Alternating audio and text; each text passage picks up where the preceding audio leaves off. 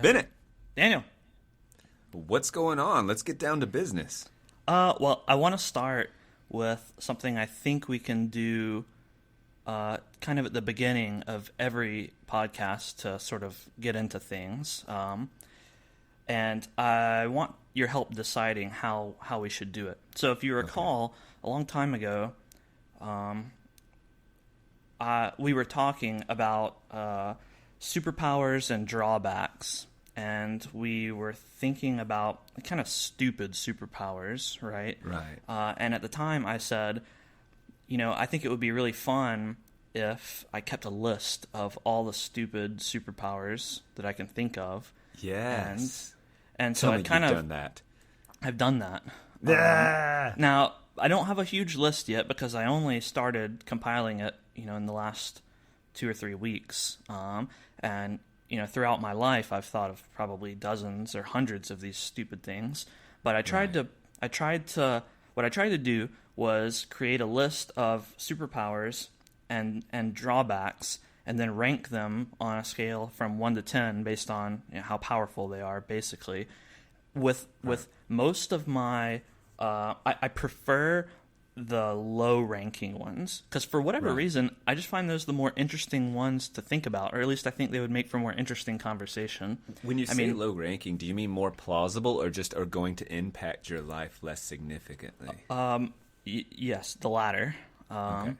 Because, everyone has thought about flying versus Being invisibility, invisible. and those are fun to think about, and, those are good conversations, but the no well-treaded territory, yeah. Yes, no one thinks about very lame superpowers. It makes me think of now. Yeah, exactly, and it makes me think of when we've talked about how we all actually do have unusual superpowers. For instance, yours is fogging up windows abnormally. That's right. And that would be in the superpower. probably negative superpower, I guess. Or, I guess it could come in handy if you really needed fogged up windows. Oh, it does. No.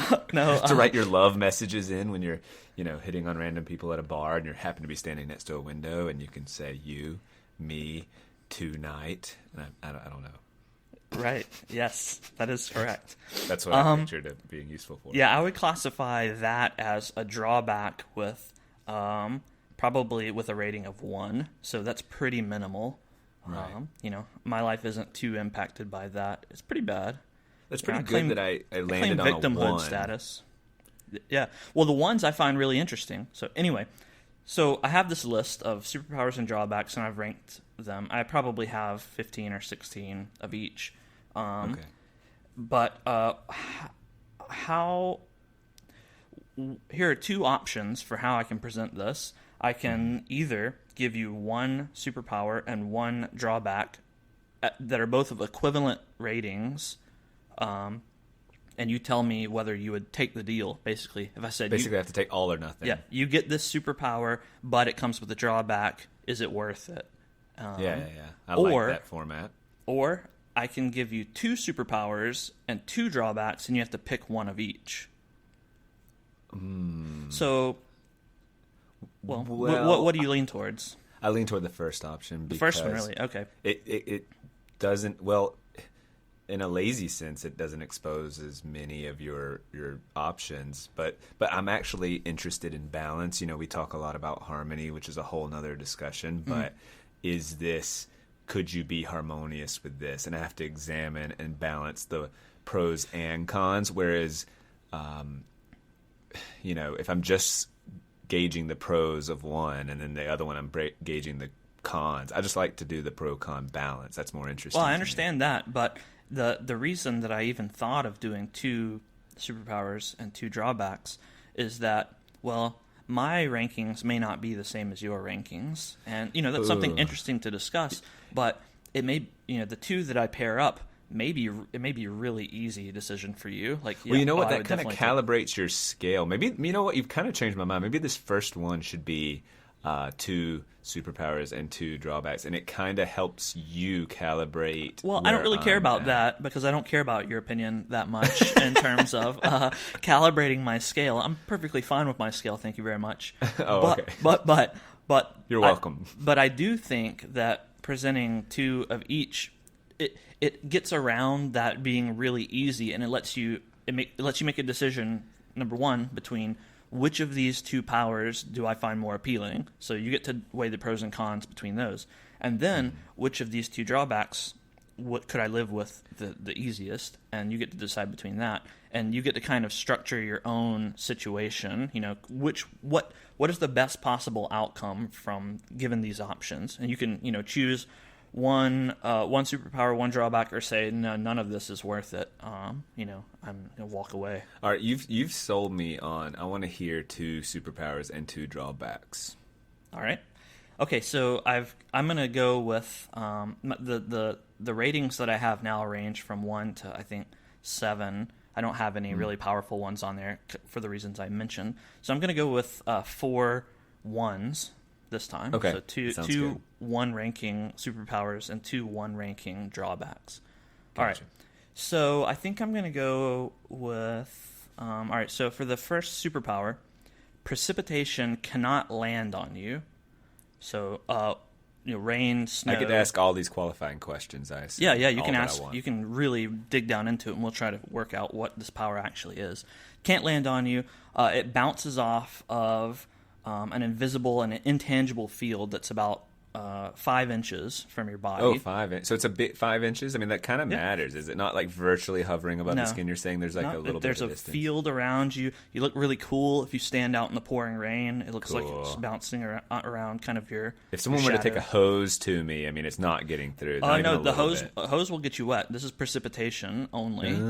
So I was going to ask what happens when I jump in a pool or something. No, nothing. That has no effect.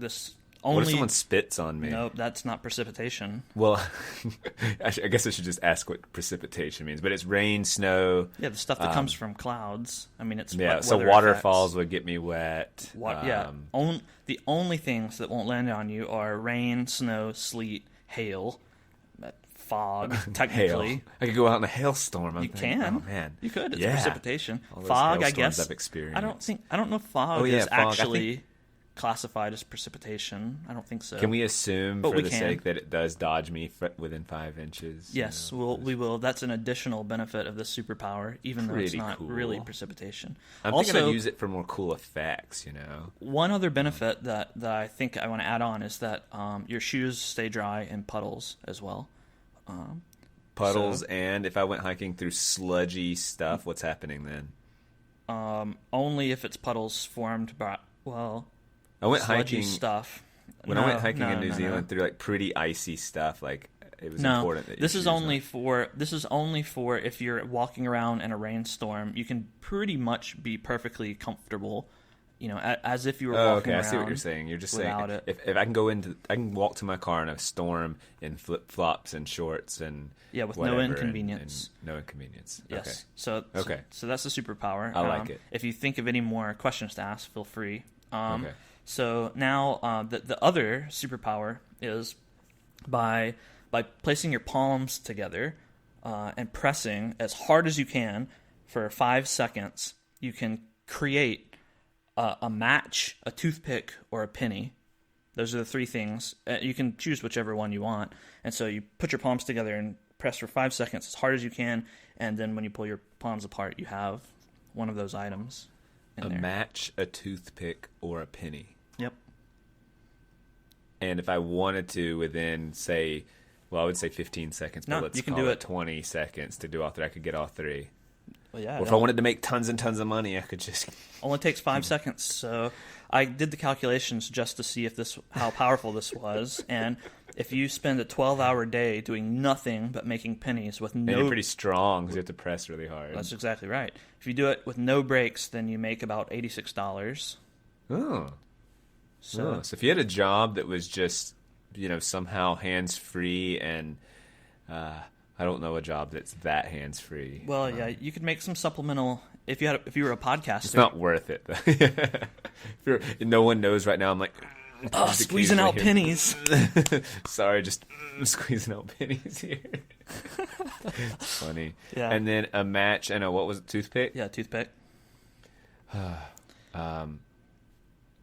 Okay, so my knee-jerk reaction before really thinking about it is well, you don't have to... You don't have to pick between these. Well, okay, you can. You can weigh these two if you want to weigh these before you hear the drawbacks.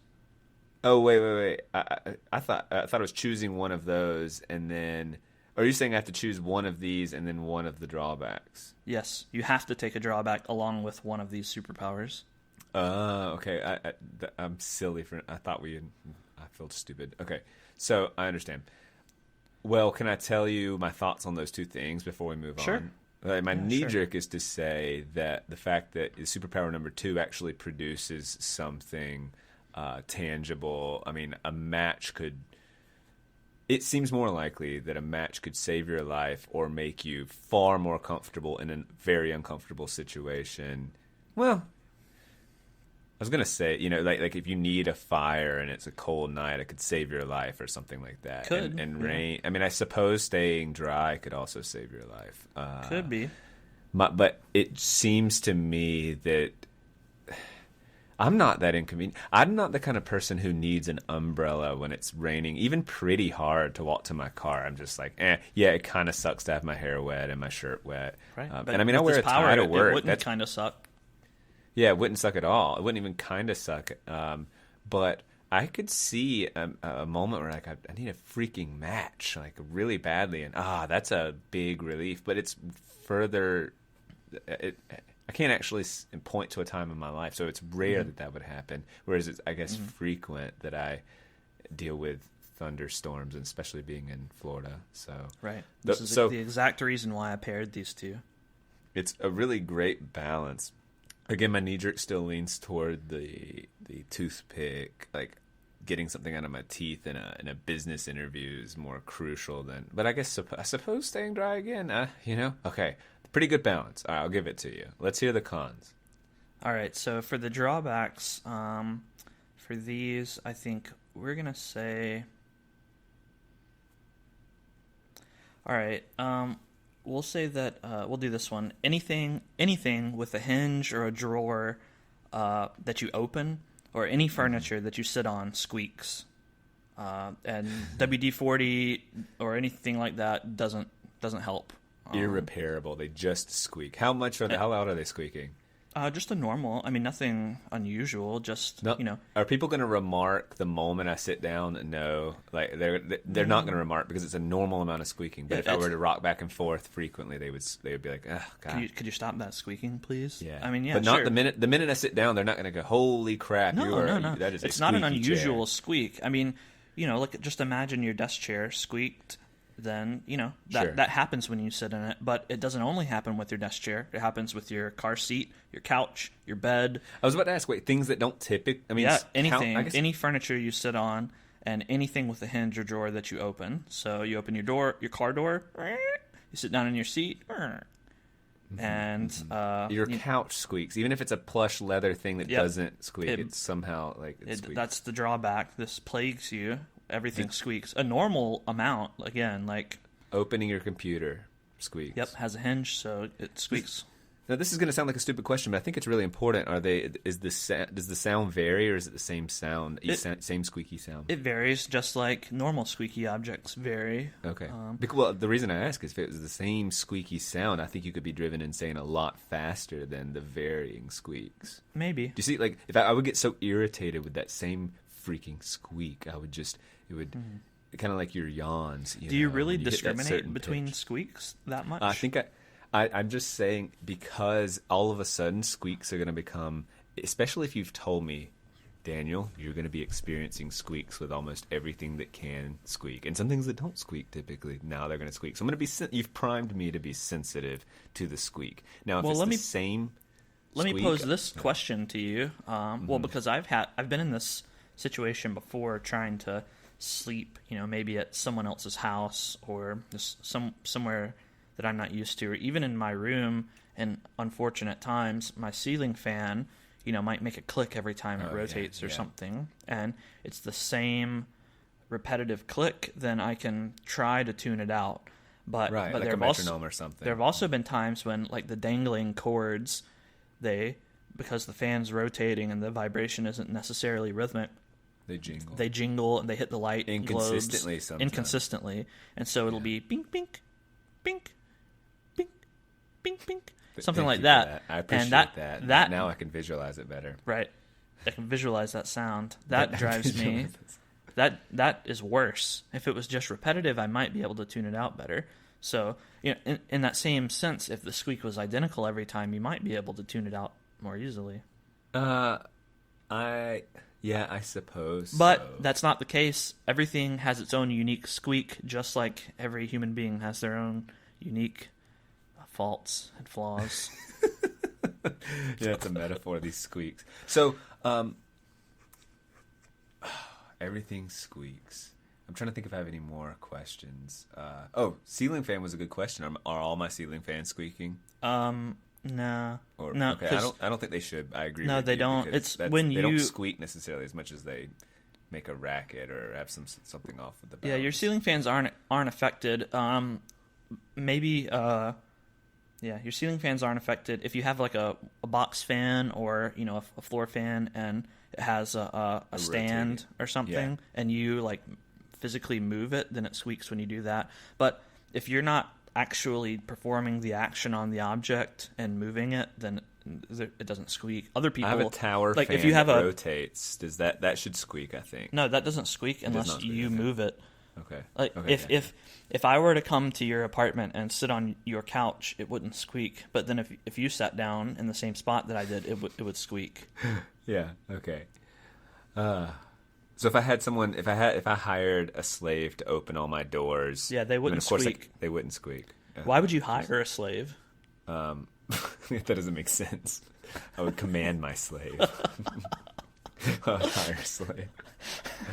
Oh man. Okay, that was the first one, right? Yeah, that's the first one. So Okay. everything squeaks. The second one is probably a little more simple. Don't qualify yet. Yeah. The hair on the left side of your body grows 3 times as fast as the hair on the right side of your body. So.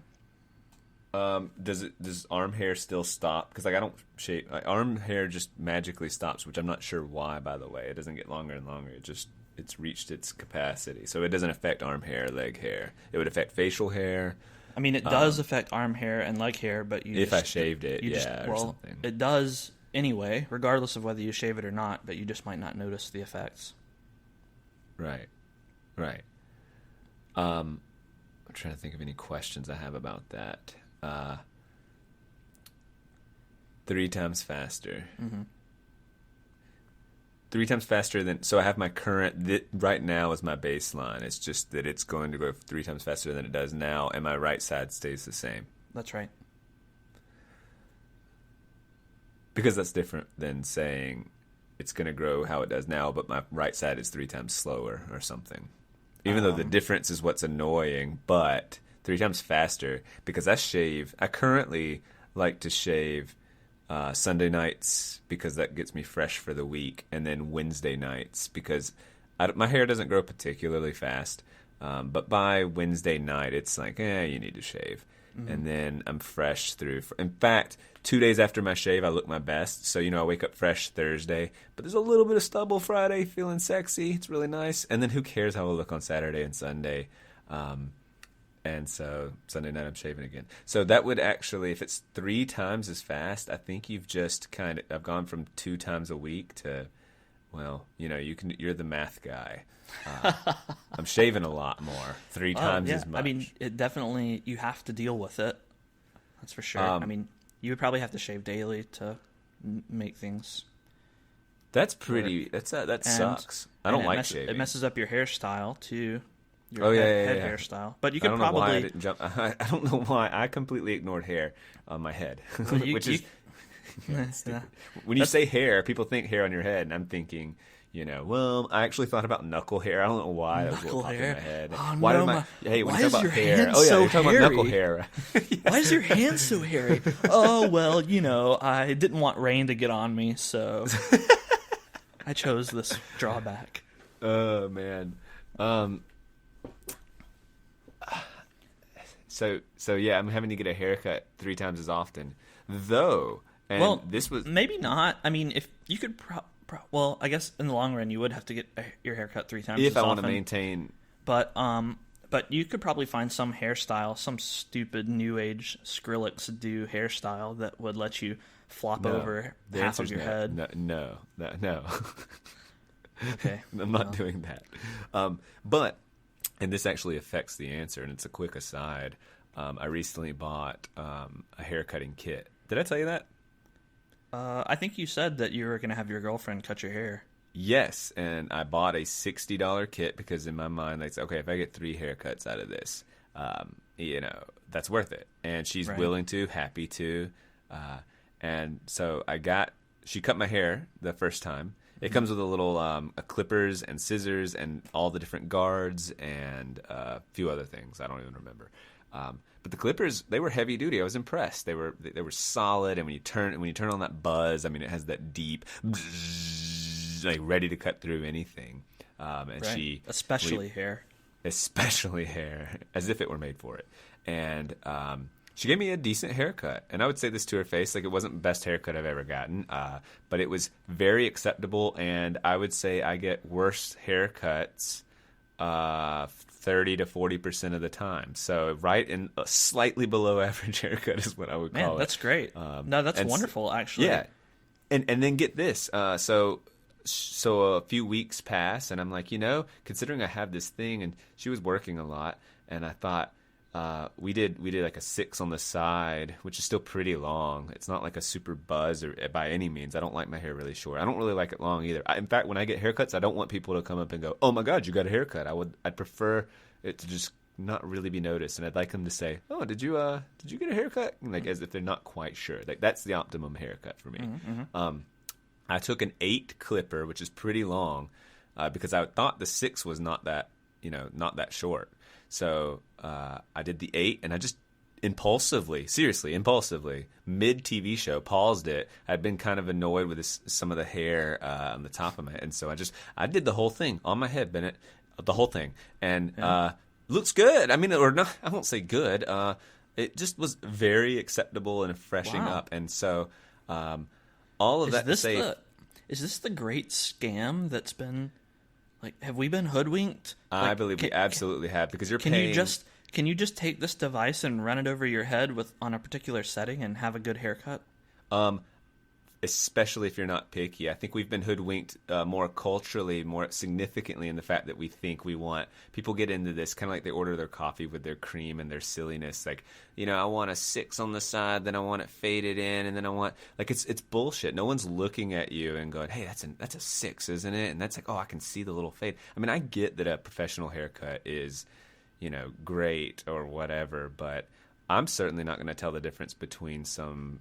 I mean, like girls that do, or I should say people, I guess. But if you're getting dye jobs and all of that, look, that's out. I'm not talking about curling hair and all this. Yeah, sure. You're talking about your normal guy haircut. A guy that goes in and says, "I want it shorter." Like that's where I'm at. Like, yeah, that's me too. Like I want it shorter, but not too short, and don't make it look bad. I mean, obviously, that's like my mom saying, ordering, bacon and saying, "Don't burn the bacon, please. I like it crispy, not burned."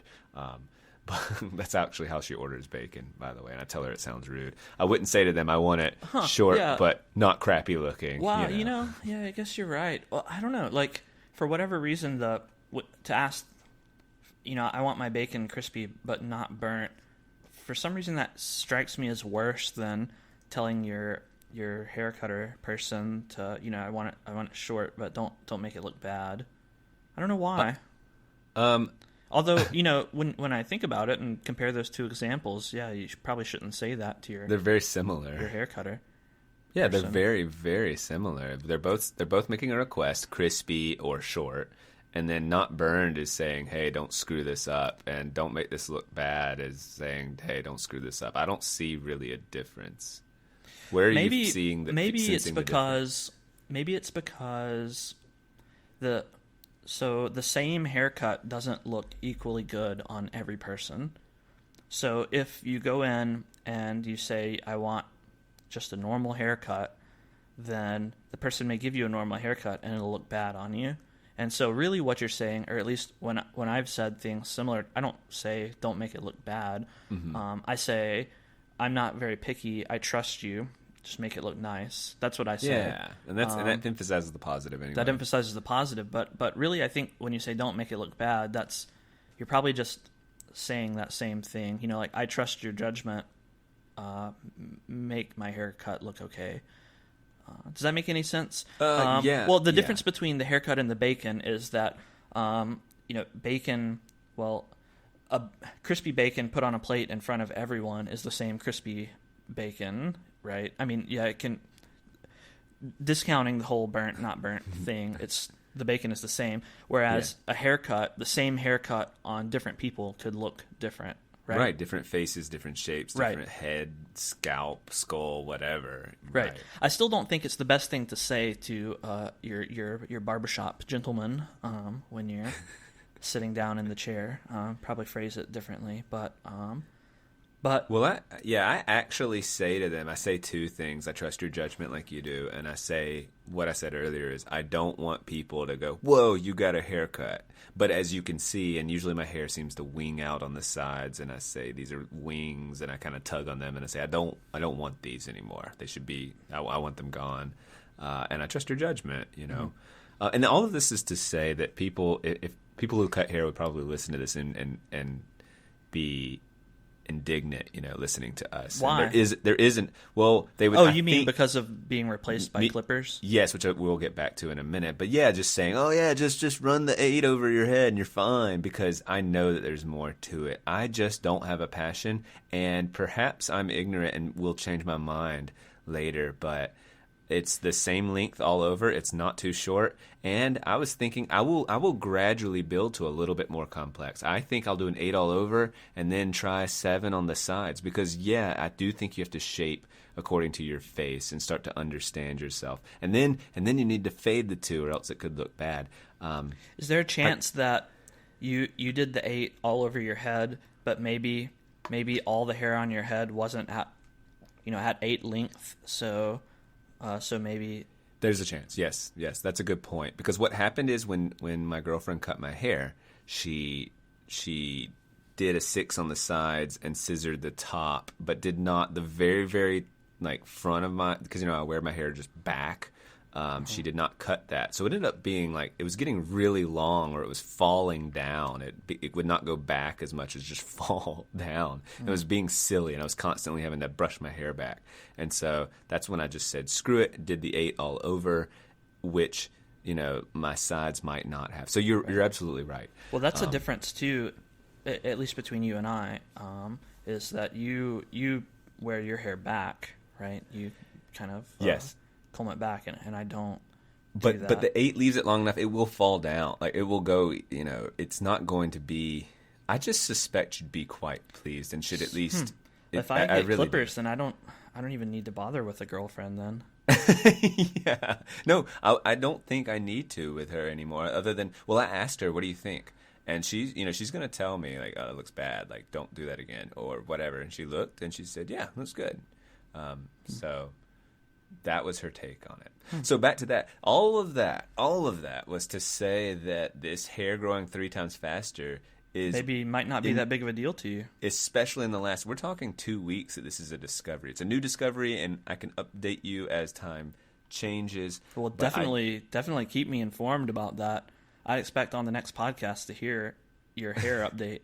Well, I mean, but I'm not going to cut my hair every week or anything. But I could. Why not? You have your own clippers, man. Yeah, I mean, if it's as quick, because this took it. First of all, it's doing it by myself, and you can't see everything. So I kept feeling and kept running it over, and first of all, being sure that it wasn't cutting it shorter each time.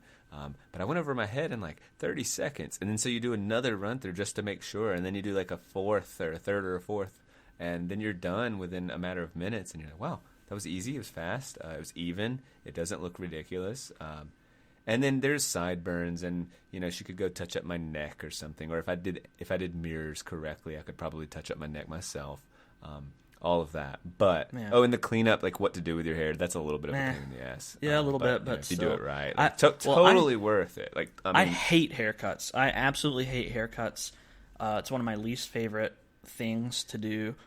So is it because of the social interaction and the cost and the driving, the chore that the entire all of endeavor it, is? yeah, all of that, all of those things, I don't like. I don't like any of it. And I mean, I could rant about haircuts.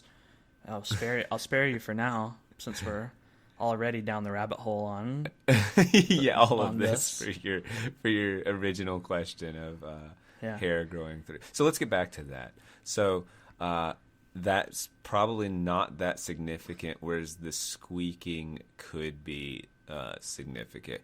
It is a little freaky to have a body modification, sort of negative thing. Like, okay, you're going to experience this, but it's so mild. I'm assuming, and there's no extra pain or feeling, or No. I'm not lethargic because my energy's now being, producing hair. I guess a technically, your body is using a little bit more energy, but yeah, triple, Yeah. or I guess half of triple, whatever that is. whatever that is. That's math beyond me. But seriously, I don't think it's gonna make any impact. Whereas the squeaking, it's actually hard to predict. Like, I'm trying to think of my future self 40 years down the road, and how annoyed am I at these squeaks? Am I able to? I cannot know with certainty. The question comes down to, which can I know more certainly, that I'm super annoyed with my haircuts, or I'm super annoyed with the squeaky everything. And it seems to me, if knowing myself and predicting my future self, that I'm going to be more annoyed, or I'm more likely to be annoyed with the squeaky chair or the squeaky everything than I am with my hair cutting or my hair growing a little faster. I think I could adapt to shaving more often. The reason I don't now is my skin is sensitive and it looks fine. But I think my skin would actually potentially get tougher. I've heard if you shave every day, your skin does adapt. Yeah. And so I think that's the case. Yeah, so that's probably the drawback you're going with then, I suppose. So I'm probably going to say my hair is going to grow the left side of my body 3 times faster. All right. And what about for the superpower? Which one do you I'm lean still towards? okay. I know it rains more often, but I consider that personally a mild inconvenience. My girlfriend will want to grab an umbrella if it's raining, which I think is reasonable. Most people, I guess, do. Yeah, she would still have to. Sure, but I'm just but you saying that wouldn't. in the average person, and I would not know what the average person would say, because they're pretty annoyed with the rain. Like, oh, it messes up my hair and this, that, and the other. So does this also protect my shoes, this rain, in terms of the weather, them becoming weathered over Unless time? your shoes are so big that they're more than 5 inches from your body. Which they're not, so it should. Then yeah, that makes sense. And that's the puddle thing too. And that's why my clothes are also remaining dry during that. Right. Sweat's not affected. It's not. So if you're wearing a cape or something, then the cape flails out behind you, it'll still get wet. If it sticks out more Well, than that 5 changes inches. everything. All my capes are now in question about or I could just not wear them on rainy days. Yeah.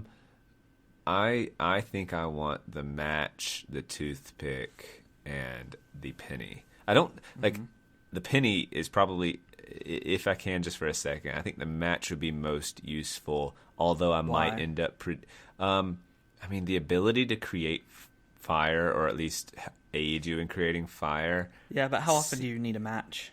Well, but when I need fire, When do you need fire? Lighting grills. Maybe I'll get into magic in the future. You don't know. Well, that's the thing. All right, yeah. Okay, so that's your choices. Well, first, I think do you so. think the superpower justifies the drawback? Oh, I mean, so if you could choose to just walk away from this choice, you can just say, "Nah." Do I worth impress? Is there an impressive, like, if I do this, like, watch this, and I manufacture or I materialize out of my hand a match, and I get to impress people just like it's our same world. They just get to see. Yeah, a match everything appear. is exactly the same. You Well, just then, get these things. That alone, I like. Do you think I'm a needy people person. I want to impress. Yeah, I think that alone is like pretty that might throw everything out of balance because that's pretty freaking cool. And scientists would want to study me and all of that, but I don't want to go down that too far. So, well, yeah, you would probably have to. I mean, but it's basically a parlor trick. No one can force you to do it, right? So you'd probably avoid scientific study with that power. Right. And so it's a neat parlor trick that really impresses people. And I would go up to like magicians and say, you study me. And, they know all the tricks of the trade. And they'd study me and not be able to figure it out. And I would just present it as a magic trick, I think. Yeah. But also, that's the only trick you can do. So yeah. There's probably some kind of, you're like a one-trick honey. Yeah, a one-trick wonder. A one-trick homie. That's what they call it. Oh, yeah, I think it is a one-trick homie. Yeah, I think it's one-trick wonder. Yeah, that's right. So, one-trick wonder. When you produce one trick. You've just got a one-trick mind.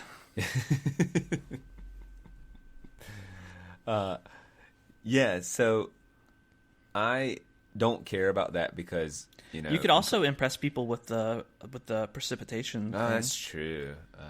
But that is true. But I think as far as for a parlor trick, the match penny toothpick thing is probably a little bit more impressive. Right. Well, just more useful, rather.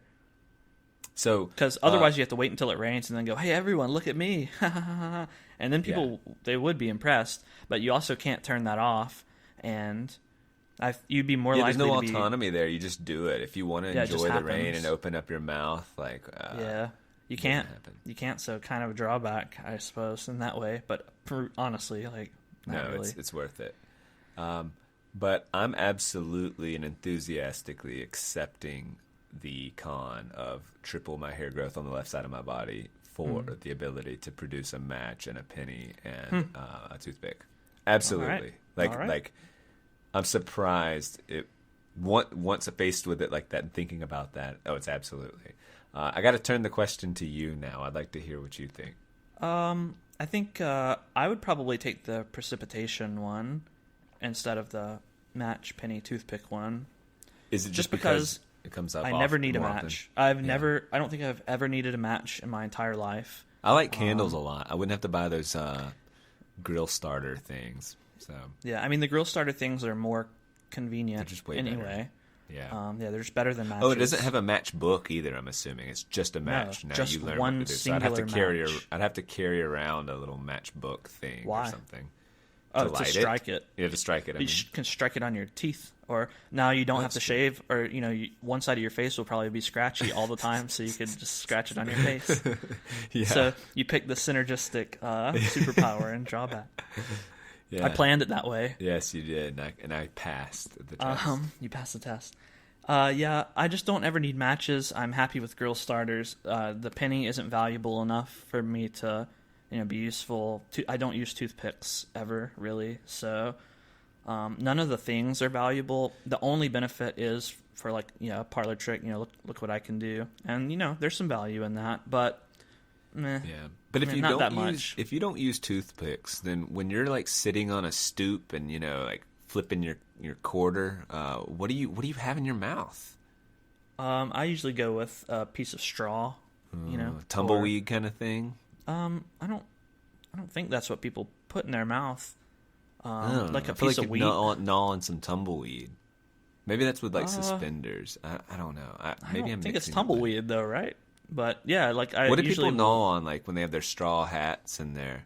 Isn't it a piece of wheat or that's it? It's a piece of something wheat. like that. It's not tumbleweed. Yeah. Well, what is tumbleweed? Is it the thing? Tumbleweed are the big balls that roll through deserted towns. But they're not. Balls Are of stuff. they made of tumbleweed, or is that just a term to describe the collection of dust and? I think they're actual. The weed that tumbles. I think it's actual.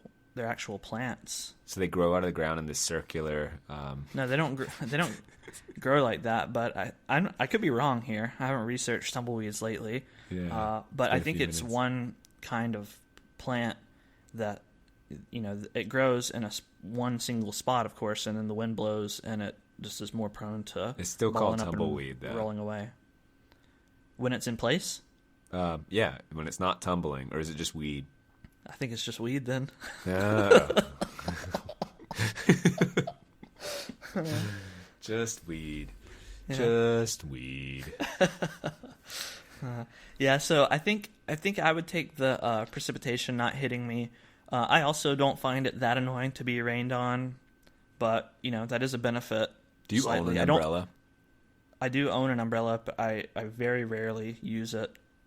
If it's raining a regular amount of rain, everyone would just agree it's regular. It's not light, it's not heavy, and you have to walk to your car, which is over 100 paces. Are you?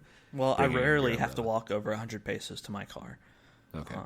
100 paces isn't that far, really, I know. right? Like, so. Yeah, that's what I'm saying. Like, I don't really have to do that. I don't have much call to go out in the rain. Now, when I worked down in Florida, in one place that I worked, I had to walk. There was a long walk from the building to my car, and it would rain often in the evenings when I would leave from work. And that, if I didn't have an umbrella, was actually inconvenient. So it would be useful in times like that. But in my current circumstances, it would probably not really help me out all that much. But it would be cool. It would benefit me a teeny tiny amount at some points, whereas the match penny toothpick thing, I could make it benefit me a little bit, but most of the time it would just, not be that great. So I think I choose the precipitation one.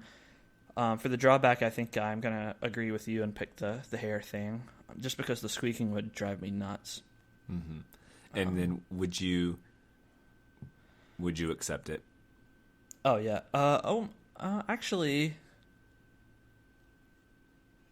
Actually, no, I don't think I would. I would just not. I would say, no, you can keep your stuff. It's hard to predict how annoying the hair thing would be. I don't think it bothered me that much, but if I accepted it... Also, I'm assuming these terms are, once I've accepted it, I can't go back. Like, it's non-refundable. Like, you've got it forever. Right. So, yeah, I just don't think... I don't know how crazy I could be driven by hair growing a little faster. And also, the first time I had it, I'm going to test this to make sure it's true. And assuming it is true, it'd be fascinating to see my facial hair grow at 3 times the rate. Like, I'd just be curious about it. And you could still maintain a beard and just trim it. You could also be a really good villain because you could just not cut your hair at all, and you would look really strange and lopsided. And with like 2 faces, and you could call yourself kind of like that. You could call yourself dual face, double face. Yeah, just double beard, 2 beard, old 2 beard Dan. There you go. Well, there we go. That's a pretty interesting thing, don't you think? I think that's a pretty good way to... That. I mean, we ended up talking about it for a long time, but I think it's kind of interesting and a good way to start off the conversation sometimes. It doesn't have to be every time. When we listen back to these, how critical... Okay, so you and I wander and ask qualifying questions, and that's part of our MO. And we've talked about this before, but like... Should we listen to it with a critical eye and go, oh, we are asking too many qualifying questions. We're not getting to the point, because that could be a 10-minute segment. I could easily have that conversation, and I was just actually examining every aspect and truly digging. No. I like it. Yeah, I like it the way it is. Yeah. I like it the way it is. Yeah. Well, I've got something I'd like to bring up, and it seems fitting for it to be on the first podcast that we do. Oh, yeah.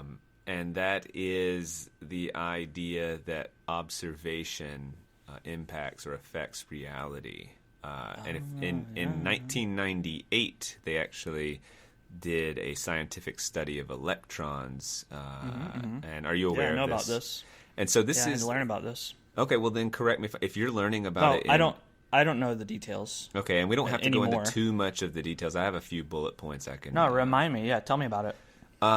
Well, first of all, I want to qualify and say I don't think that this is pop science. This isn't one of those things that, like, if you eat chocolate, you're smarter. And then we've done one study of 10 people, and these sort of pop pseudoscientific claims and all of that. This is solidified, interesting science that says electrons behave differently when observed, and it's one of the most bizarre premises of quantum theory, which has long fascinated philosophers and physicists alike. And it states that by the very act of watching, the observer affects the observed reality. And so at this Wiseman, I literally think it's pronounced Wiseman, Weizmann, this institute, this scientific institute, sounds like wise man. Wiseman Institute researchers, they built a tiny device measuring less than 1 micron in size, which had a barrier with 2 openings. They then sent a current of electrons towards the barrier. So the observer in this experiment wasn't human. The Institute scientists used for this purpose a tiny but sophisticated electronic detector. No, this is the device, the sophisticated electronic detector I thought the observer that can spot passing electrons. The quantum observer's capacity to detect electrons could be altered by changing its electrical conductivity or the strength of the current passing through it. Right. So apart from observing, which that word observing, really it's detecting, right?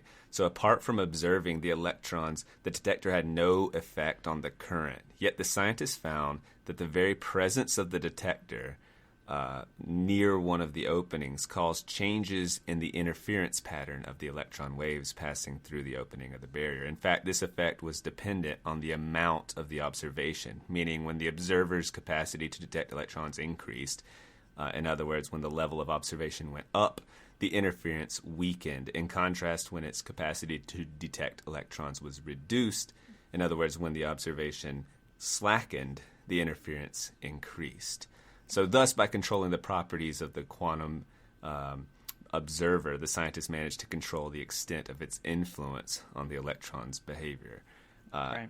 So basically, again, observer affecting the observed, even when it's not participating. It's literally not doing anything but detecting, and that detection is influencing. Now, I don't know if that means we're at the limits of scientists, and clearly it is participating in a way we don't understand currently, or if truly there is something, there's a physical property to observation that we, well, I'll tell you my thoughts on that, and again, I haven't read about this in a really long time, and never really in all that much depth. But as an engineer, what comes to mind is that, well, the world is complex, and even these experiments that you try to simplify, it's really hard to control for every single variable. And when you're dealing with things that are invisible to the naked eye, you have to rely on your instruments to tell you what's going on, and our instruments are somewhat limited. Sure. And so there's a lot of things that could go wrong. There's a lot of things that could potentially influence what you're trying to observe, and the influence may not be what you think it is. So I'm sure that the experimenters in this case, tried to control for everything they could, and they probably controlled for this as well. But one thing that comes to mind for me is that, well, you have your detector and you're trying to detect very, very small things. Electrons are really, really, really tiny. They're like less than an inch big, I think. Less than an inch, maybe a millimeter, maybe even a. Well, let's not get carried away. I don't know. Well, so they fit a bunch of them in energy drinks. Gatorade. Yeah. You got to replenish your on the same brain length. Brilliant minds think in a similar fashion. So what I was saying. Oh yeah. So the detector, probably an electronic device of some kind. There could be some sort of very, very, very faint electromagnetic field around the detector that could potentially influence the path of the electrons very subtly. Even if it's not an electromagnetic field, everything with matter produces a gravitational influence, right? And so electrons are very small and could potentially be influenced by the gravitational effects of things nearby. Well, this was less than 1 micron in size. I don't know what a micron is. A micron is a unit of distance measurement. I remember correctly, it's a micrometer, so it's 1/1000th of a millimeter. If I remember correctly, it's 10 to the minus 6. So less than an inch. A little, somewhat less than an inch. Okay, just to clarify for our audience. Right. They probably weren't aware. Yeah. So anyway, and again, the experimenters probably, were able to rule this out, and I'm just spitballing off the top of my head. But there's also the possibility that there are things that we have not yet discovered, especially at the quantum level, that could also be influencing. So the idea that there's just some magical principle that observation of a thing influences the thing, that's just not specific enough for me. I think, and that's probably what scientists actually understand, and it just gets translated into the popular understanding as observation causes an effect. But I think it just means that there's some phenomena, either known and unrecognized or unknown, that's actually causing some sort of physical interaction. And by physical, I mean, well, it could be electromagnetic as well, or gravitational. So do you think that? But I do think it's a really interesting thing. I like scientific mysteries like that, and so I think that's it's really especially interesting. titillating. And I'd like to think that there's something we don't understand on the quantum physics level, and that it's not simply just error. Because they released this, it seems to be ingrained in our scientific knowledge. So it leads me to believe that it's not like just some error on their end with their tools. I mean, sure, there's error, but I'm saying it wasn't a badly run test. As far as they could control everything, they ran it multiple times, they eliminated other possibilities, and within reason, they're able to state that with all the information we have, we with turn all on the this that's the observer. key. Yeah. That's the key. With all the information we have, that's the key, because we may not have all the information. I mean, look back at like Marie Curie and stuff testing the X-rays, right? And remind me honestly. I said I know exactly what that you're was the talking X-ray, about. the discovery of X-rays, Yeah. and they ended up with, I believe they ended up with cancer, because they were experimenting with X-rays so much, and Right, not knowing they're what invisible. they're doing. You can't see and know what you're doing or anything, and that would have been inexplicable. It was at the limits of scientific knowledge at the time, and now, of course, we would be able to detect for that. But then we couldn't. Some invisible ray, X-ray, an unknown ray. An unknown ray, the X. It was. That's why it was named that. Yeah, that's actually it's a cool name. Yeah, I mean X-ray. Right. So anyway, like I think that there may be. That's what I was saying. There could be some unknown phenomenon happening there.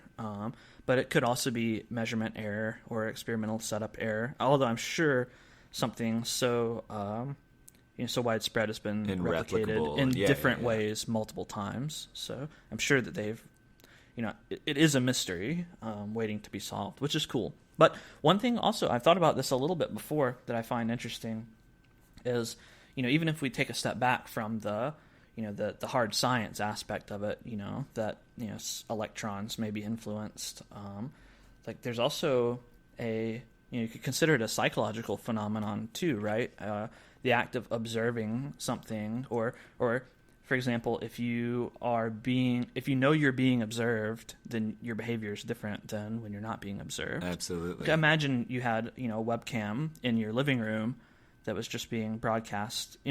Probably no one's watching. It's just some web address, that someone has to type in, and they can pull up your webcam and watch you.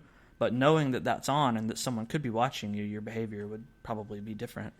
I wish I had a study to cite this, but I've heard that even paintings of eyes and eyeballs causes people to behave slightly differently, hanging them around. Feel this sense I of think I've feeling heard that. watched. I've heard that, but Right. I don't know if Well, it's and true or not. But I've heard it. they set up an experiment. If this is the correlation, I think I'm making it correctly. That it was a convenience store in which it had a pot of money, not a ton of money, but said make change for yourself when you buy something. So they did this without the eyes, or maybe it was just cameras in this case, which would be actual eyes. One with cameras and one without, and the one with cameras, not that surprisingly. That's a little less surprising, just because Someone might it's be probably right in the back room, Right. It's probably the fear of consequences, rather than. But then it would be interesting if they substituted. So if they did 3 experiments, I really want to go look into this now. But you do one with just. If you look into it, then it'll probably change. Yeah, nice. So one is without a camera. One is with a camera, and then one is with a set of googly eyes. Yeah, like a googly eyes that are obviously cartoonish, but noticeable. Like people come, no, that's the idea, or a painting. If you steal this money, we'll hit you with a novelty hammer. An anvil will cartoonishly drop with a whistle and everything. The piano will fall, and then when you get out from under it, your teeth accordion. will be piano keys. And your accordion. You're an accordion, and you have piano keys for teeth. Yeah, that. No, but being that's actually the point. That's why I brought this up. I think clearly is that we are in some capacity being observed. We have an imagined audience in this case, and how does that observation affect our reality? How does it change our conversations? How does it influence me? And I can feel it to some degree. But I think that's also the danger when we talk about this scientific phenomenon that. Let's just assume for a second it's accurate and it's true, and we just don't understand why, and then applying it to the social sciences and say, because we observe this all the time. I'm a teacher, and when an administrator walks in my room, the kids, it's great actually. It's adorable. They advocate for you. They want you to do well. They tend to raise their hands more, give more formal answers, and as soon as that administrator leaves, they're like, what were they doing in here? And like, or didn't you like my answer to this? Or they want affirmation, but they want to discuss it. So, and not only that, I try not to change my behavior, but I did, I'm sure I do. I can feel my nerves, but I don't show nerves anymore as much as I make some dumb joke like, this administrator's heard how amazing of a teacher I am, and they've come to see me do amazing things, and you get a little chuckle or whatever. Right. And then that's my way of. It's strange not to address a person coming in with a clipboard and just everyone act normal. Like we have to make a little diffuse the situation joke, and that to me helps us restore normality. But observation clearly affects reality in the social realm, and then if it's on this quantum theory level, if it's actually impacting some sort of physical reality, like whoa, I don't understand that. And I don't know if that's two completely different points or what. Yeah, I think it's 2 different points. I'm not willing to say that an administrator being in your classroom is changing things on some sort of quantum level. I'm not willing to go there. I mean, certainly on a psychological and social level, absolutely, and that's what I find interesting to talk about. Well, because that's something we can wrap our heads around. Right, and it's not a far cry from like physical touch and the importance of intimacy and its relationship with physical touch, whether it's a hand, a hand holding or whatever. That obviously has some. I'm sure it lights the brain up if you're holding hands with someone you care about, right? Like you'd be able to measure that in the brain. But I don't know. Is it a mistake to say that okay, this physical thing you do has a physical or an impact that we can trace in the brain? Like, is it a mistake to say that I don't know, that one physical property, why is that any different than me pushing a box and the box moves? Like, obviously me pushing it moved the box. Like, that is a physical cause and effect. Is it removed to say holding hands and lights up the brain? Like, that's like not the same. God, that made no sense, did it? No, I don't. Well, all right, so let me see if I understand what you're trying to say. So imagine that, you hook up your electrodes to someone's head, or you stick them in an fMRI machine or something, and you're observing the activity of their brain, and you on their left side, maybe you have a table with a little box on it, and they push the box and you record what happens in their brain. And on the right side, you have, their mom hold their hand, lights up some more areas of the brain. I mean, is that what you're saying? I'm saying that pushing a box has a very, what happened to the box? Well, it got pushed. So something physical happened because you physically touched the box and it physically moved. So there's a very clear, direct cause and effect. Right. Is it any less direct cause and effect to say, you kissed your girlfriend and your brain lit up, like there's a physical kiss and then a physical well, you keep saying change in brain. the brain? You keep saying brain lit up. So what do you mean? What I are you guess talking I about mean here? in this MRI scan or whatever, they're saying, it's what clear are you that so you're talking in two different arenas. Now, when Yes. you're talking about pushing the box, are you talking about brain lighting up? Or are you talking no, about I'm actually box just moving? talking about the box moving. I'm intentionally so- talking in so- two different arenas. Like, Oh, well, then I don't understand what you're wanting me to say here. I mean, when you hold... I mean, if you hold your girlfriend's hand, then there's a physical effect. Like, you squeeze her hand and her knuckles crack, and, Yeah. she cries. yeah, I hate it when that happens. Or I mean, there's a physical reaction. There's some stress put on your hand. Your skin is compressed a little bit. Your muscles contract, and there's your physical response. Now, is there also an emotional response to that? Probably. Unless you have a bad relationship, probably there is. And you probably, unless you have some weird sort of fetish for boxes, then that emotional reaction is unique to the hand holding and doesn't happen when you push the box. So, if I were a neurologist or some other kind of ologist that examines the brain, I would not expect a whole lot of brain activity when you push the box. I would expect some changes in the area of the brain that controls motor movement. Probably not a lot of cortical activity, since moving a box doesn't require a lot of thought. Right. Some spatial movement for your arm or something like that. I guess it really some visual area, to determine where the box is. Now, when you're holding your girlfriend's hand, I would expect other areas to light up. Probably not the visual areas, unless you're recalling the times that you held hands with your girlfriend before. Right. But some of the same motor areas just for the hand motion, but probably other areas more related to emotion, I would expect to change a little bit. I guess so what is I'm that getting kind at, of more what you're talking answering. about? I'm realizing. I mean, it was a question that popped into my head, and it was half baked, and you're kind of exposing how half baked it really was. So forgive me for that. But I guess what I'm trying to examine is how much are the physical and mental intertwined. Like, I've heard people even claim that when we use mental as a metaphor, but it's really it's all physical in terms of these chemicals in your brain doing these things. So why differentiate them? Like, mental illness is it physically manifest. I mean, just in small ways. I can't get behind that. I mean, you would probably expect me that to be my view, and I mean, technically, ultra technically, yes, the things going on in your brain are physical chemical reactions, but there's a huge, gigantic void in human knowledge that has to do with the brain and how it works. And consciousness and certainly behavior, psychology, and mental illness all fall within that void to some extent. So while you can claim from a position of ignorance in terms of the working of the brain, you can say, oh, well, yeah, I may not know how it works, but I do know that it's just a series of chemical reactions.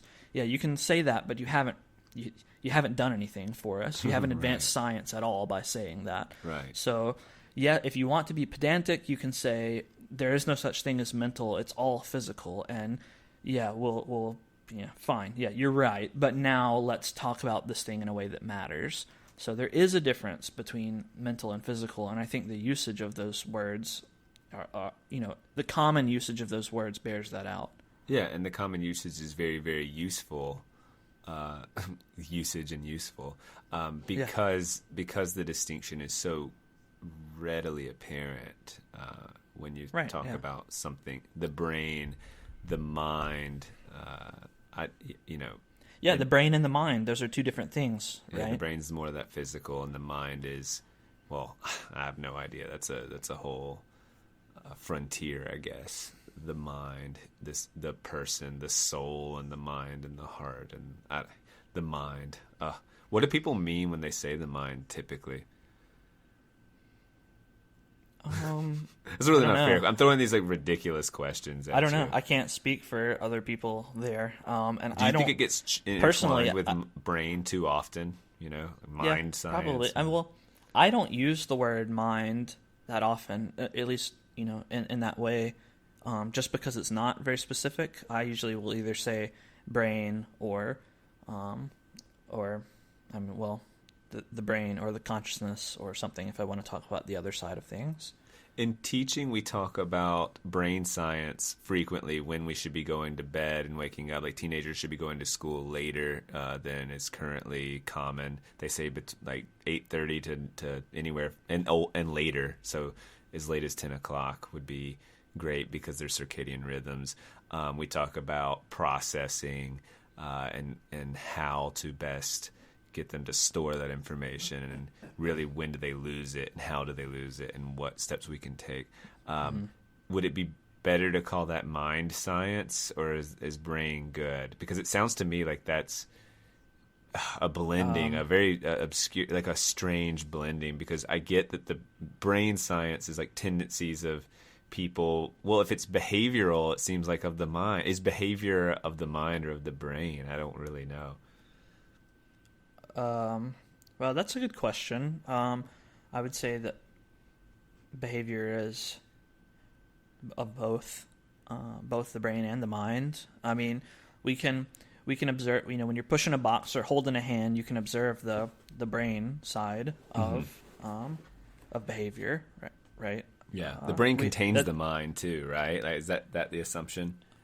I'm sure there are people that would argue with you about that.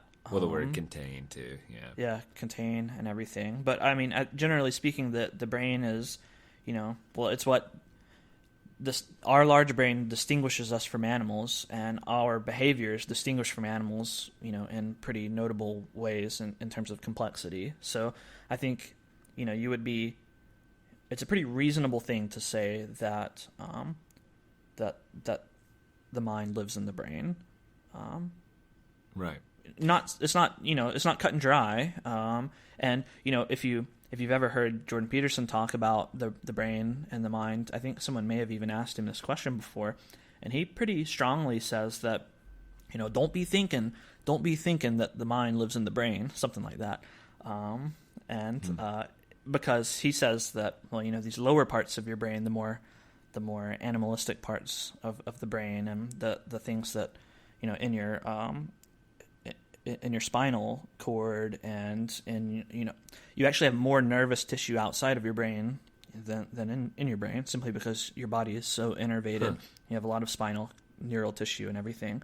And another thing that he brought up that's really interesting is that if you sever the spinal cord at a particular location high enough, and then you stand someone up on a treadmill, that their legs can still walk, even though their brain isn't sending any signal down to their legs. Like a muscle memory type thing? Right, yeah. I mean, yeah, muscle memory. Whatever that is. The memory isn't held within the muscle, but it's held within the nervous system below that part of the brain. Yeah, which is really interesting. Yeah, and I would not have predicted that.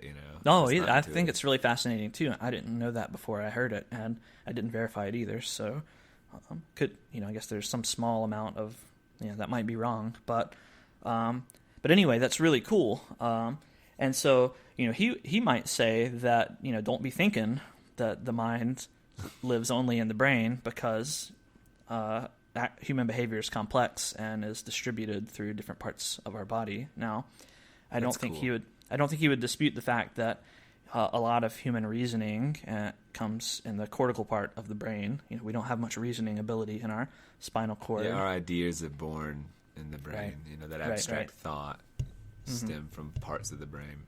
Right. And I guess we need to distinguish between like behaviors and personality traits. So went back to the school example. I would not say that teenagers staying up late and wanting to sleep in is a personality trait, and how they best acquire and store information. These are all, I guess, behaviors, how they function and what they do. But man, we probably butcher it when we're actually thinking and speaking about behaviors versus personality and what's the difference between the two. Because I think so.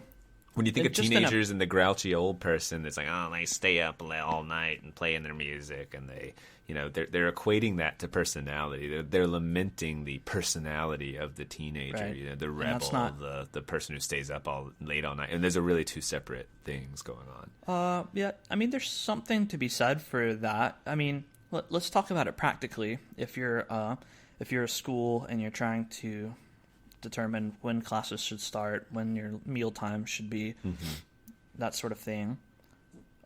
You do have to take into account the behaviors and perhaps the personalities of the students a little bit.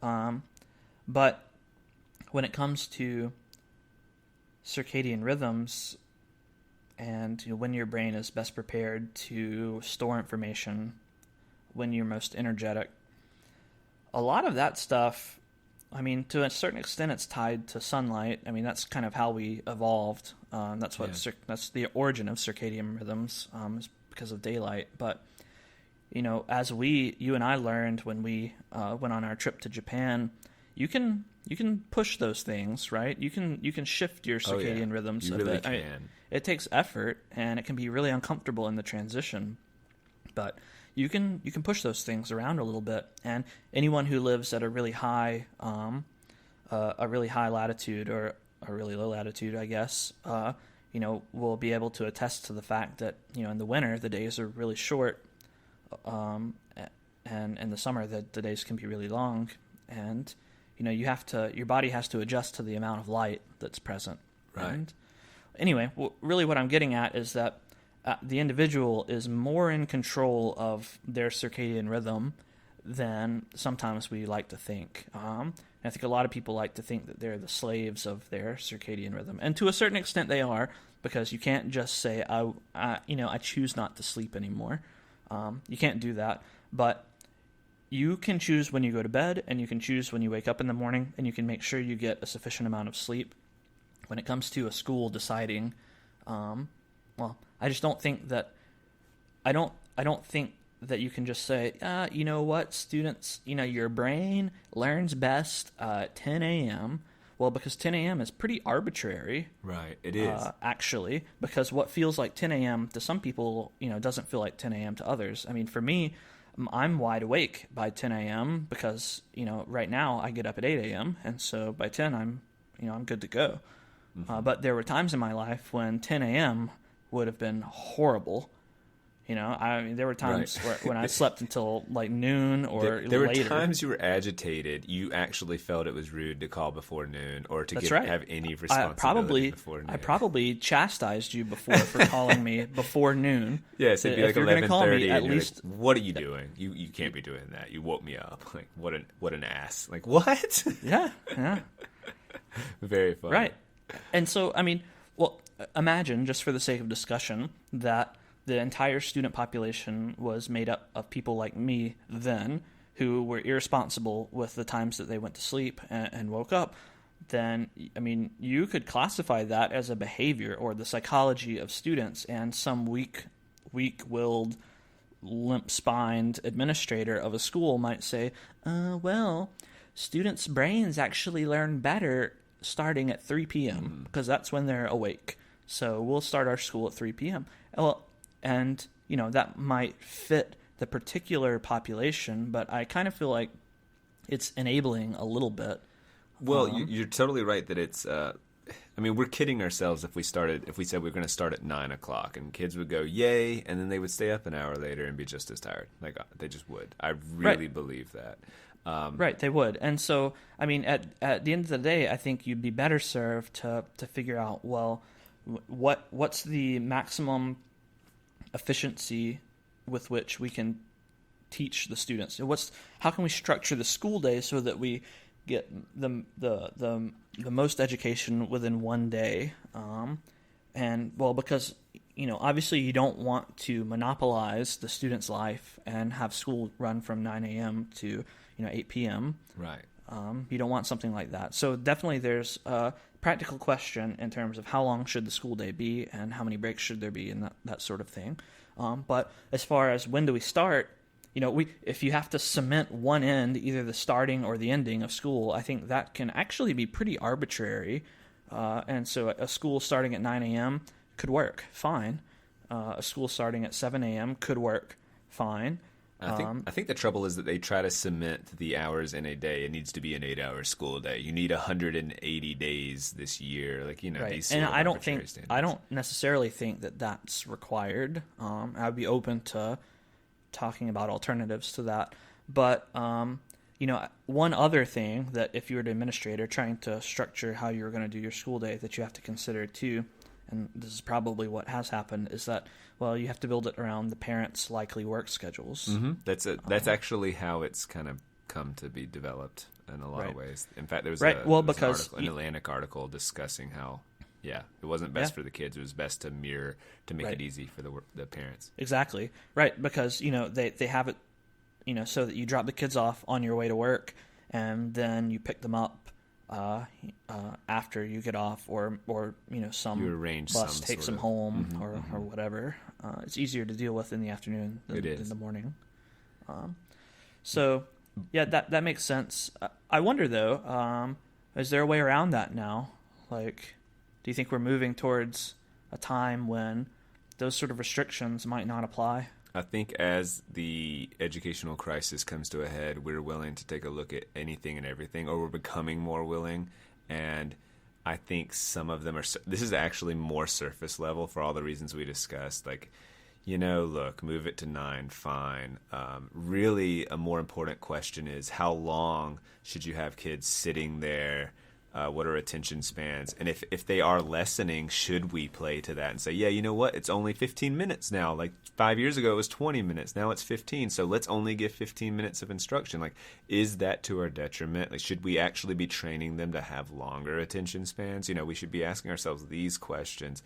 How much content is reasonable for them to digest? How long should we be exposing them to this information and helping them have sustained focus? These sorts of things. Not it's 8:30 or 9 and you have a big parent board meeting and votes and all of this about 8:30 or 9 or 8 or 9 or 8 or 10 or 7:30 or all of that's like pretty negligible. Now if school started at 4:30 in the morning, that would be affecting the average person's circadian rhythm. One other thing, though, I think we're selling it short just a little bit. And the science, I think, it's regard to high schoolers specifically in relation to puberty and even 4 years into puberty. Clearly, like an 18-year-old has been in puberty for a while, but an 18-year-old boy, I would even say, is different than a 30-year-old man in terms of puberty. So there are stages, and that's. The studies have been done on the puberty and how that relates to circadian rhythm and what it does, and it does seem to impact that, and that's why they make the case. So they don't just say it's not reactionary, like we've observed kids are tired all the time at their 8 a.m. classes, so then the studies show should change it. It's more like clarify this for me. Okay. Well, if I can. What's the deal with circadian rhythms in puberty? I mean, what's the contention? I have no doubt that puberty affects circadian rhythms, but it doesn't eliminate circadian rhythms. They still exist. No, it just somehow shifts it to where it seems that people stay up, get more done, kind of come into their own, whatever, all these kind of vague terms, but I would create suggest, a state of flow, that sort of stuff. All right, let me put something forward then. So I would suggest that probably it's not puberty affects circadian rhythms, and circadian rhythms then determine the behavior of the person. In making so they're going through puberty, it changes their circadian rhythms, and then they stay up late. I don't think that's not the chain here. It's they're going through puberty, and that causes behavioral changes that makes them want to stay up late, and staying up late changes their circadian rhythms. I see what you're saying. Yeah. Obviously, puberty has behavioral effects. I mean, anyone who has been a teenager or been around a teenager would tell you that. Yes.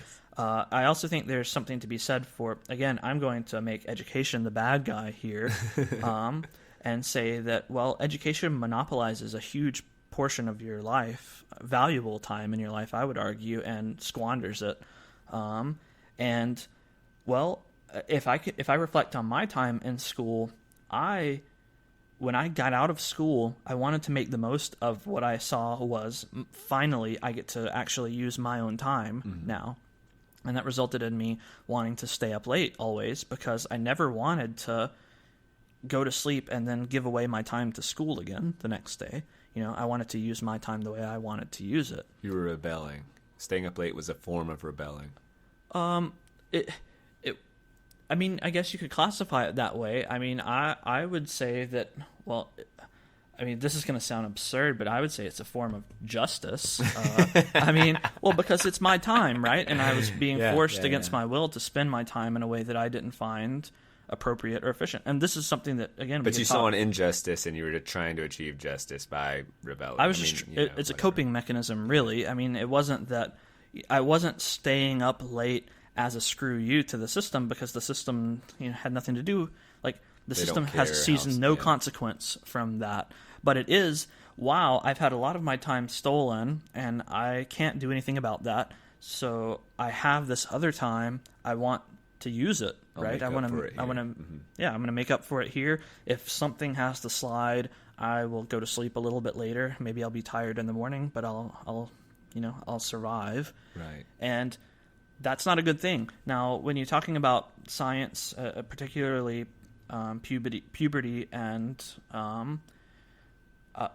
basically how should you manage student health with regards to education, I absolutely do think that people, especially people with developing brains, need plenty of sleep. I think that there have been studies done that say that students are chronically underslept, and that's bad. It's pretty bad for development to be underslept. Speaking personally, even now when I'm underslept, I feel terrible. Oh, it's huge. I think it leads to dementia earlier. I heard. Yeah, sure. I wouldn't be surprised if there are terrible effects from being underslept, chronically underslept especially. And so, yeah, absolutely. I think that students need to get a full night's sleep, but the problem is that students don't want a full night's sleep because they value their own time more than a full night's sleep. And the reason that they place so much value, or speaking again personally, the reason I placed so much value on staying up later was because I felt that my time was being stolen during the day. So if you could alleviate that feeling, then I would be more inclined to get a full night's sleep and be healthier. I think you are speaking a lot of truth. I think that kids have more, maybe not homework, but there's more pressure to get into these universities, so then they join more clubs, do more things, and I think they do generally have more homework. And not that, I don't think that schools are insane. Say, you hear kids exaggerate, I have 6 hours of homework every night. No, you don't. There's just no way. Even saying you have 4. I never had 6 hours of homework. No. I didn't have 6 hours of homework going through an engineering degree. Right. It's just, I don't think it's true. I think people exaggerate for effect, but I think that they have lots of homework. I do think that my students in 9th grade right now have over an hour and a half of homework. Why? Why do you do that to them? Stop. I don't do it. I really don't. I'm light on homework. I don't believe in it for a lot of reasons. But so they have all this homework. They're juggling all these different classes, and because they went to practice, they went to play some, sport and then some musical instrument, and then they're getting home and they're doing an hour to an hour and a half of homework. I think they have the same inclination you do, except you were able to start regaining your hours when you got home. They're not getting home until 9 o'clock. So let's say you wanted to get 8 hours in and you started at 3, the math's beyond me, but you would stay up till whatever time. But they're staying up much, much, much later. Right. And plus they are using technology in the middle of the night, and they're all talking to each other, so there's even more incentive. Imagine, you have a crush on a girl, and so you know you should go to bed, or you can stay up and talk to your crush. Are you kidding me? That's just not. You're gonna stay up. You're gonna stay up. Well, all of this leads back to something that we've talked about a lot before, and that's the amount of value that a student places on their education. And in our current system of forced education, that value is inevitably low. Right. I mean, I can't speak for everyone, but there was not a point in my education where I cared about my education. There's some sort of external trust that, like, yeah, I should be doing this, and so there's buy-in to that regard, and fear of failure. There's cultural and societal pressure to go to school, but that is the primary thing pushing kids to school. It's not self-motivation in, I would wager, upwards of 99% of the times. That's bold, honestly, but I think you're probably right. Well, I mean, you have more insight into this than I do, but how many truly motivated students do you have that are really love to learn? Well, here's what's hard to distinguish. I actually have a number that when we're having a discussion or whatever, they are excited to talk about it. But it's really, I think, them say they've done the math and said, okay, I have to do this. Learning really isn't that bad, and they actually get into it once they're doing it. So that's the best you could hope for, especially as a ninth grader.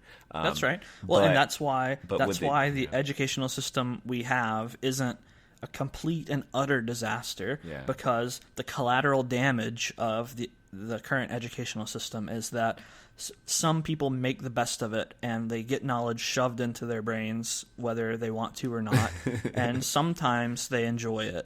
And just giving them structure, like, what are you going to do with kids all day? I mean, we could argue they do a lot. They would, but kids are just kind of wandering around, let me present something to you here, and I think you probably agree with this. But kids are by nature curious.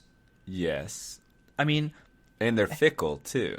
They're fickle and curious, but if you can present a series of interesting things to a kid, they will follow you along that path, and they will learn and find it fun, actually.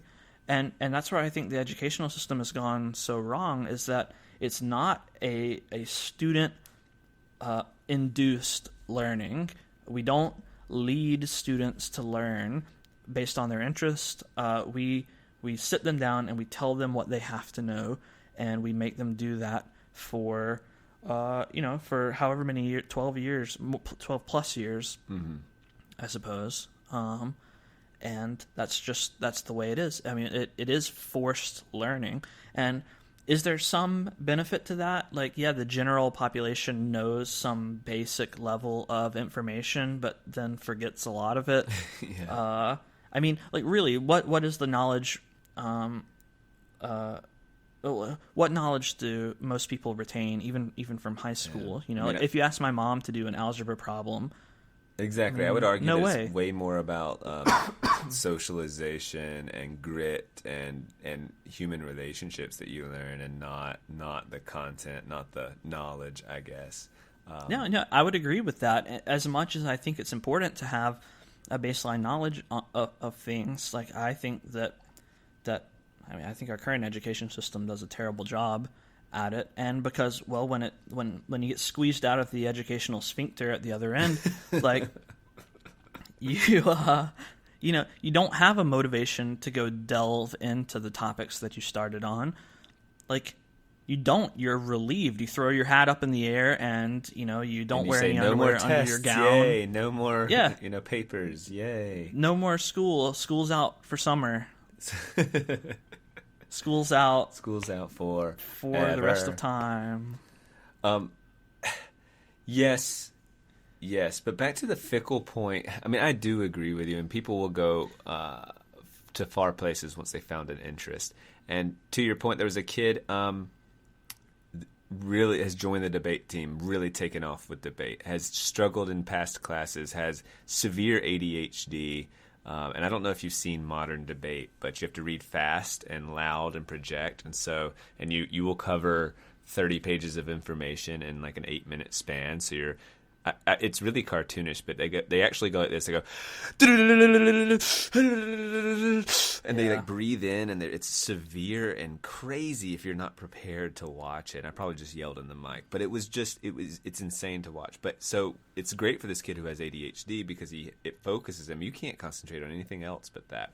And so he has become obsessed. He is reading Foucault and Derrida and Nietzsche, and he's understanding like a quarter of it, but he's still like getting really into it, and he's neglecting his study. What grade is this? 9th grade, and he's neglecting his studies completely, and he's probably going to be kicked out of debate, the thing he loves, and is actually having a huge impact on him, very much academically. I mean, it's hurting his grades because he's neglecting, but I'm saying he is growing intellectually by focusing his efforts and reading and studying and becoming very obsessed with it in what I would say is like a positive obsession, but negative obviously in that it's hurting his grades and all these structures in place saying no, you need to stop that. So there's an example of kind of a strange thing where it's like, wait a second, he's getting a great education in debate and he's wanting to spend his time instead of reading this book in English class, he wants to be reading these other ones. Like, should we be letting him do that? And like, I would argue, yes, probably so. Well, that's the failure of the educational system. I mean,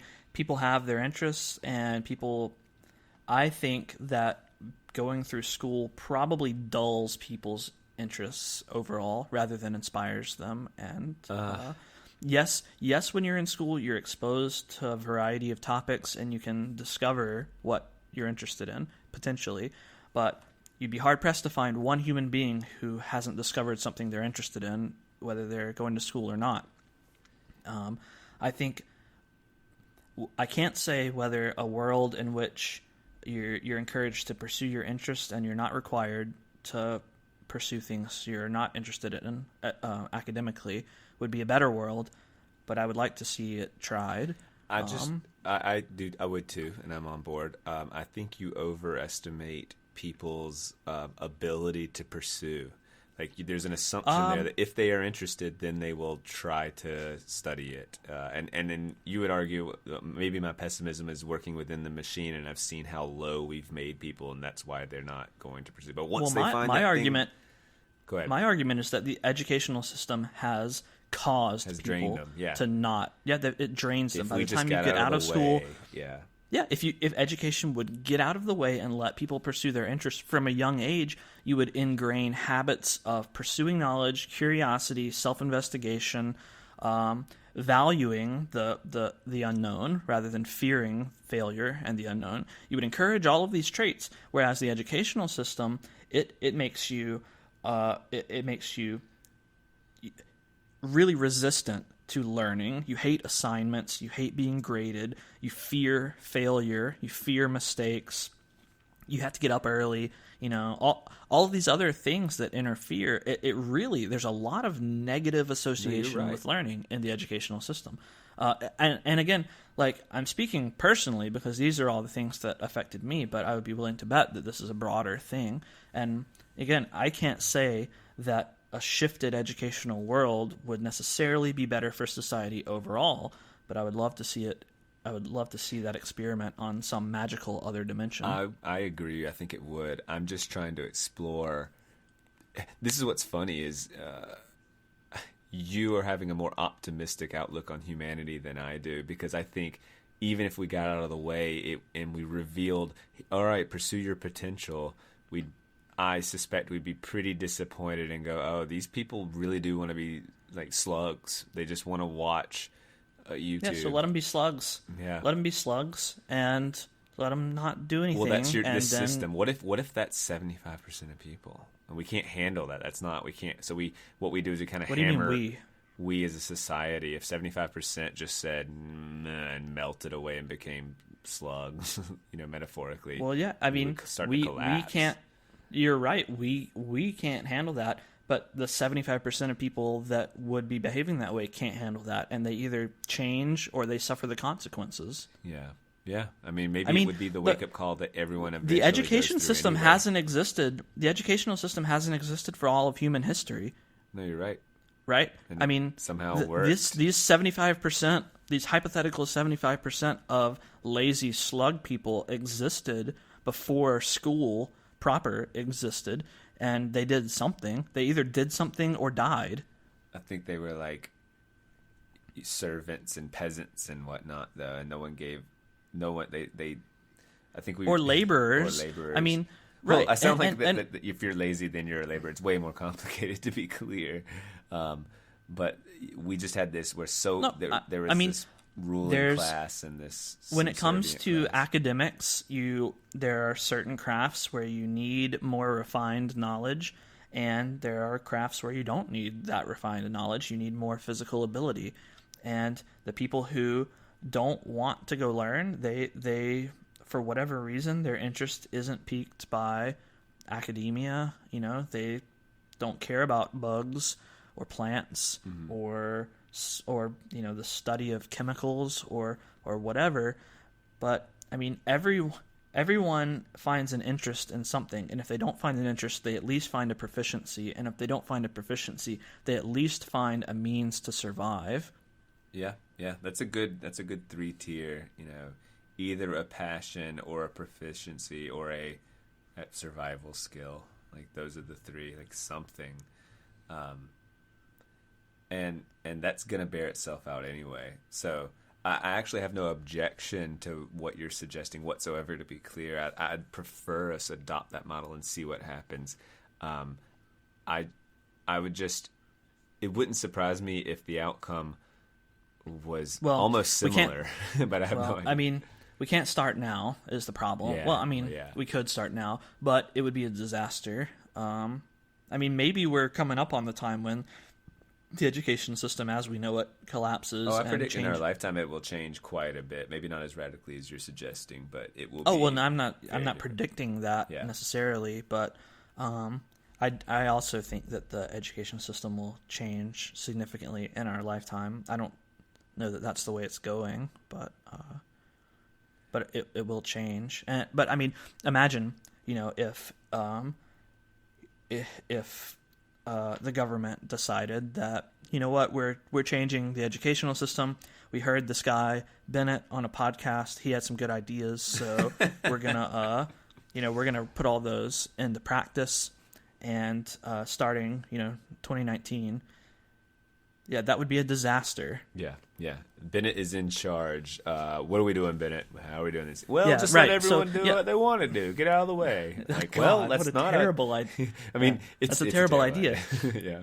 Well, I mean, and that's the thing. If you put me in charge and said, "All right, you're now in charge of the United States educational system," that's not what I would do. Right. I think it's a really interesting thought experiment, and if we could rewind time to to the Renaissance and kind of nurture the formal education system in a different direction, maybe things could have turned out for the better. Abandoned grades, that sort of thing, Right. Whoever that guy was. Yeah, there's literally a guy you can trace it to. I wish I had his name. Yeah, you told me about him before. Yeah. And he basically used how in shoe factories, they would grade the quality of the shoe, whether it was ready to be shipped and delivered. And so he was like, oh, grades. I could actually grade my students because I'm paid per student or per, And so he ended up having a bunch of students and made bank, basically.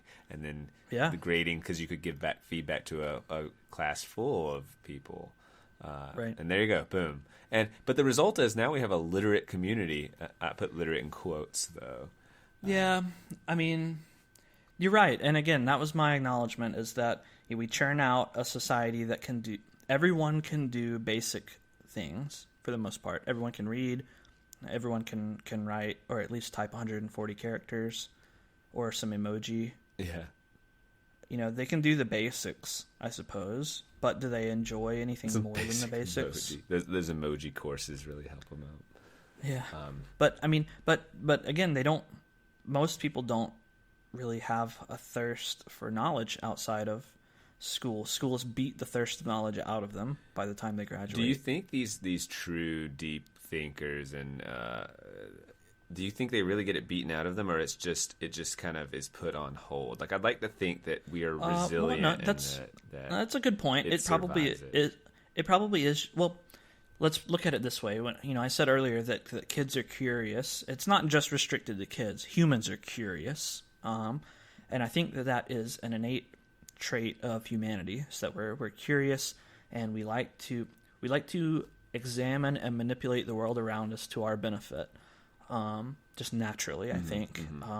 And ideally, we would nurture and encourage that trait, and that's what the educational system would be like. Unfortunately, as we were talking about, I don't think that's the case. I think the educational system largely inhibits that process, and then when you graduate, you're just exhausted intellectually. And again, speaking personally, when I graduated, I did not want to learn I didn't want to know more, nothing to do with classes or school or education anymore. Academia was not appealing to you. No, definitely not. I had the opportunity to go to med school or get get a master's or a PhD after I got my bachelor's degree, and there was just no way. I mean, no way I was going to do that. I was so ready to be done with school. Do you regret that now?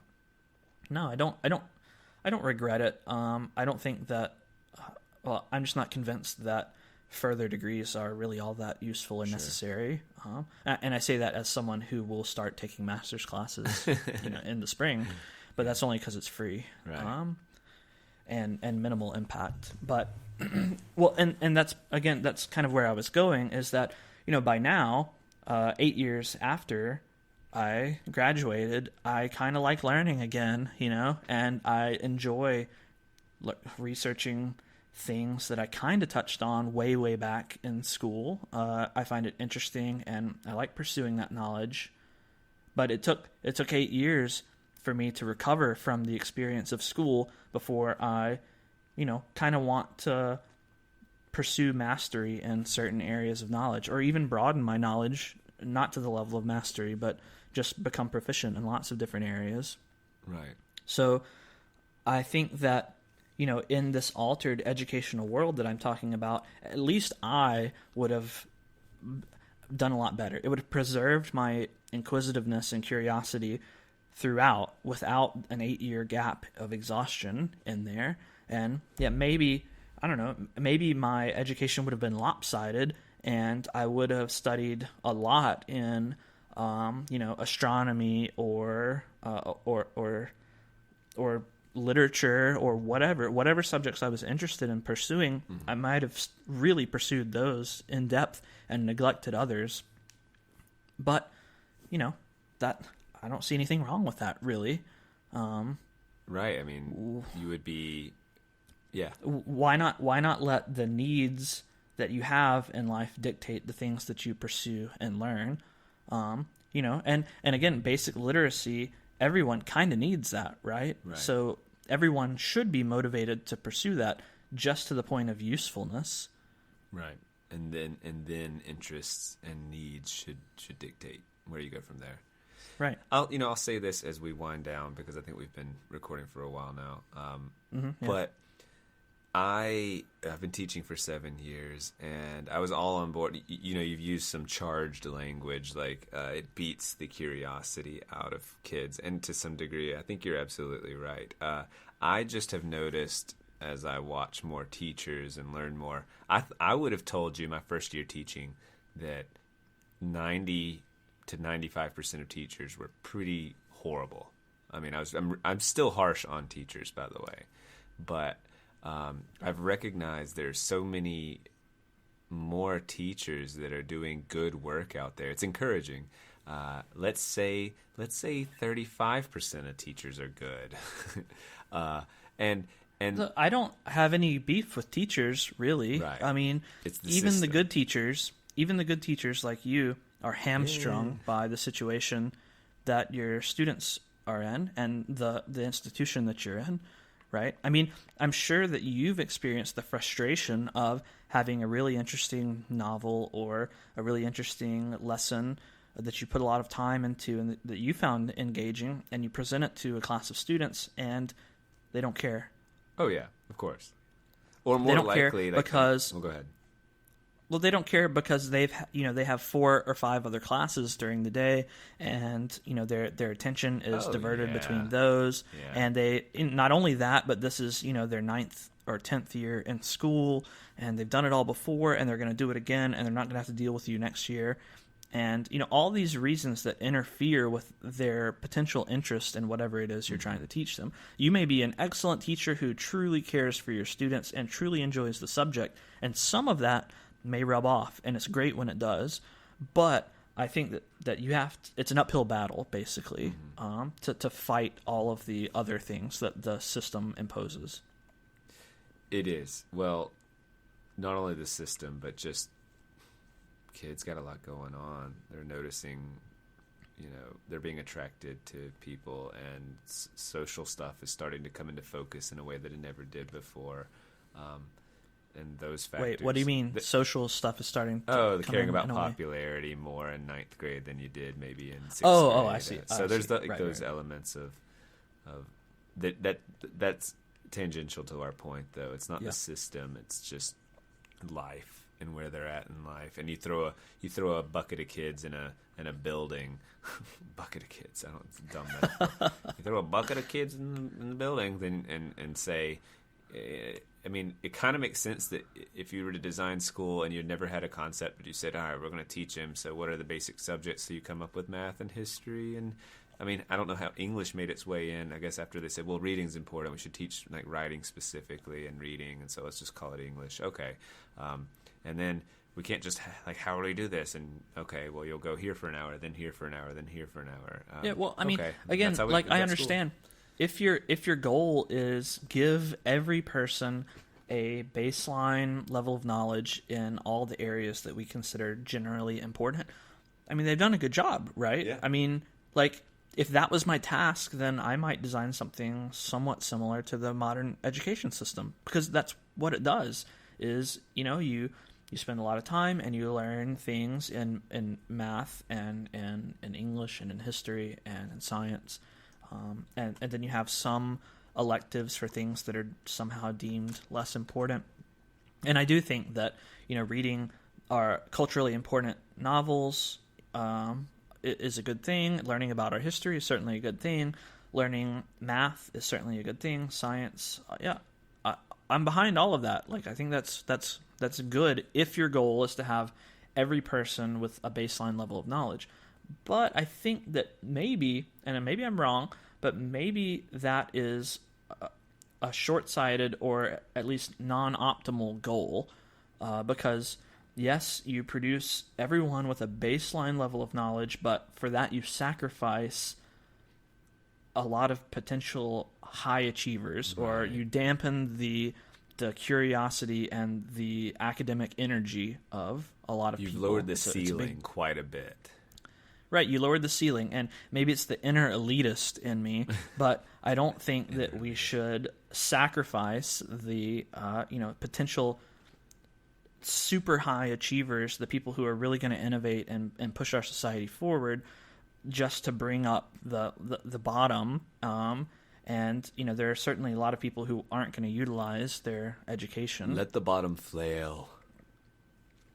Sums up your pedagogical belief system. I'm just kidding. No, I hear what you're saying. I know it's way more nuanced than that. Well, I mean, I don't think you should restrict anyone from pursuing an education, but why force someone unwilling into it? Well, right. I don't think we have to have some age limit on education either. Mm-hmm. I understand the argument, and it's a valid argument, that when if the government were to take Bennett's ideas, like I said, and implement them next year, then what you would find is that everyone would drop out of school instantly. Everyone would. Yeah. No one would go to school. No. And that would be terrible for a little while, but eventually I think those students would realize that, wait, I actually do need some knowledge, and in our current society, it would be some years down the road, but I think you would have people who dropped out in second grade come back, when they're 18 or 20 years old, and say, wait, I kind of want to learn some things, and they would voluntarily enroll in classes to teach them the subjects they want. And if instead of implementing this in 2019, we had implemented this in the year 1500 and slowly worked our way here. Developed the culture around it, yeah. Right, yeah. Yes, right. So that's kind of what I'm saying. I think it'd be great. I really do. I really like that idea so much. Well, Bennett. Oh man, that wraps it up. We does had wrap it up. we had one long icebreaker and then one good conversation piece. Yes. In there. And I kind of like that format. I really actually liked it a lot. And hey, I've had to pee for the last hour, and I didn't want to interrupt anything, so I'm like in emergency mode, and that's why I was kind of being there Just at the end. pee, man. Just let it flow. No, I mean, like top 50 times in my life I've ever had to pee, probably, almost certainly. So I'm gonna say a quick goodbye. Well, that's a great ending to the episode. We can edit that part out. Okay. But I have to pee so bad. I don't think so. I think we'll just keep that one. Goodbye, Bennett. All right, man. See ya. Bye.